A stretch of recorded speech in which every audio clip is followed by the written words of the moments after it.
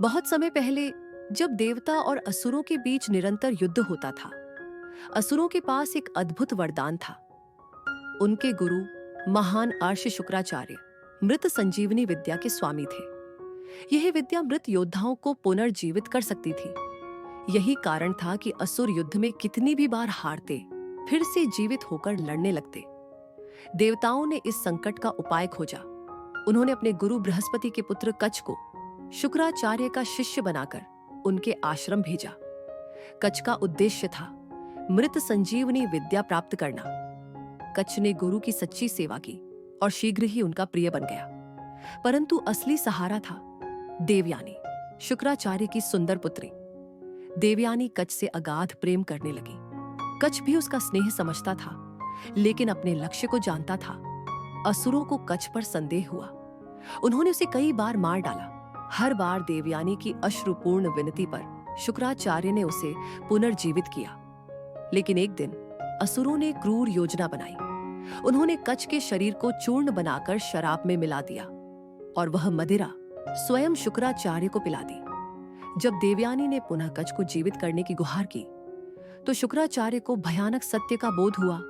कच्छ उनके पेट के भीतर था। वह दुविधा में थे। अगर मंत्र पढ़कर उसे जीवित करते, तो कच्छ उनके पेट से बाहर निकलकर पुनः मर जाता। तभी अंदर से कच्छ की आवाज आई। उसने अपनी असली पहचान और उद्देश्य प्रकट किया। शुक्राचार्य के पास कोई और उपाय ना था। उन्होंने मजबूरी में मृत संजीवनी विद्या कच्छ को सिखाई। तभी कच्छ ने अपने गुरु के शरीर से पुनर्जन्म लिया और तुरंत मंत्र पढ़कर स्वयं शुक्राचार्य को पुनर्जीवित कर दिया। अब जब कच्छ अपना उद्देश्य पूरा कर चुका, तो विदा लेने लगा। देवयानी ने आंसुओं भरी आंखों से उससे विवाह की प्रार्थना की, पर कच्छ ने शांत स्वर में कहा, देवयानी, तुम मेरे लिए बहन समान हो। मैं तुम्हारे पिता के शरीर से जन्मा हूं। तुम्हारे साथ विवाह असंभव है। यह सुनकर देवयानी क्रोधित हो उठी। उसने श्राप दिया, हे कच्छ, यह विद्या जो तुमने इतनी कठिनाई से प्राप्त की है, तुम्हारे जीवन में कभी काम ना आएगी। कच्छ ने यह श्राप शांत मन से स्वीकार किया, पर बदले में उसने भी श्राप दिया, देवयानी, कोई भी ब्राह्मण तुमसे विवाह नहीं करेगा। यह कहानी हमें सिखाती है कि प्रेम कभी जबरन नहीं पाया जा सकता।